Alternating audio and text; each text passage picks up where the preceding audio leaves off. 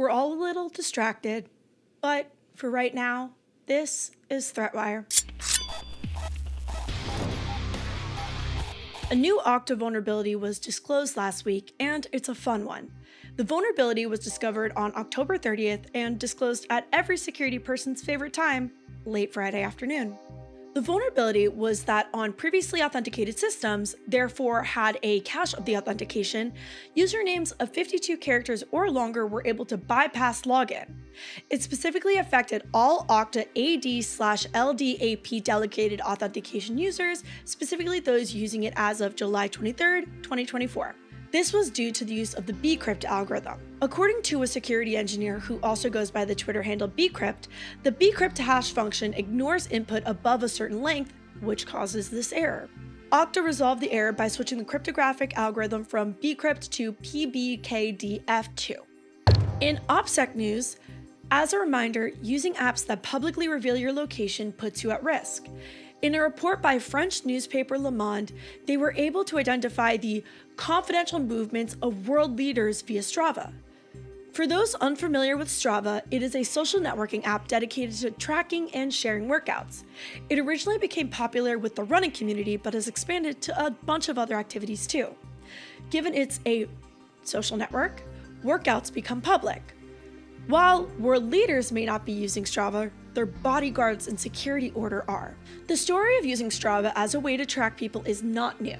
In 2023, a Russian sub-commander was assassinated after sharing his running locations via the app.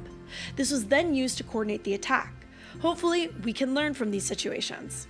In 2018, an unexpected breach at Sophos' cyber-owned facility in India launched a 5-year battle between Sophos and Chinese state-backed hacking groups. This first attack, which used a wall-mounted display to gain initial access, led to escalating campaigns against Sophos firewalls, with attackers targeting internet-facing devices using sophisticated zero-day exploits. The groups, identified as Volt Typhoon, APT-31, and APT-41, shifted from noisy, wide-reaching attacks to highly targeted strikes.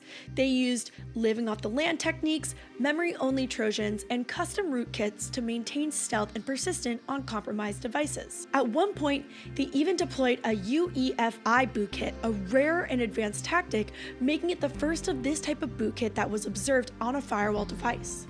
As the attacks became more precise, the threat actors focused on high-value targets in the Indo-Pacific, like telecoms, nuclear energy providers, and government security agencies. In response, Sophos took an unconventional step, deploying surveillance implants on compromised devices to directly observe the attackers' methods in real time. In a rapid cadence of attacks, the adversary exploited a series of zero-day vulnerabilities it had discovered, then operationalized, targeting these internet-facing services. These real-time observations revealed new tactics like disabling firewall telemetry, concealing data collection, and even sabotaging Sophos' own hotfix mechanisms to keep a foothold on the devices. Despite the complexity of these attacks, Sophos' monitoring efforts provided critical insights into these state-sponsored campaigns, underscoring the scale of the threat and the evolving landscape of cyber defense.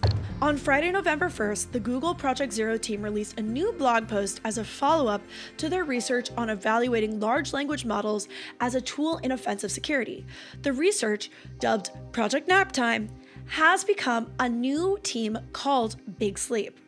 The follow-up research announced in the first, quote, real-world vulnerability discovered by their agent was a stack buffer underflow exploit in SQLite. The underflow would occur when writing a sentinel value of -1 as an I-column field. The actual vulnerability found was reported and fixed on the same day as the report, and was found on a pre-official release, so users were not affected by the discovered vulnerability. The report specifically highlights the fact that the error was not caught by the traditional fuzzing methods. The SQLite project uses the AFL fuzzer. They believe it was uncaught by the tool in testing due to failures in the fuzzer's configurations. They ran the fuzzing program for 150 CPU hours, and it was unable to find the error discovered by the LLM. We want to reiterate that these are highly experimental results. The position of the Big Sleep team is that at present, it's likely that a target-specific fuzzer would be at least as effective at finding vulnerabilities. The SQLite project is a large project that has many eyes on it, so while the right configurations may have caught this vulnerability, it can act as an indicator that the use of LLMs in vulnerability research is on the rise. Thank you so much for watching ThreatWire for the week of November 4th, 2024. If you want to support this ad-free show, please head over to patreon.com/ThreatWire. Thank you so much for your support. As I mentioned in last week's episode, I'm coming up on my 1 year of hosting ThreatWire. I definitely plan on doing a live stream here on the Hack5 channel, but please let me know if there's anything you would like to see happen during the live stream. If you want to find me online, you can find me everywhere at Ending with Ali, including on Twitch, where I just became Twitch partner. Anyways, good luck, have fun, and don't get caught.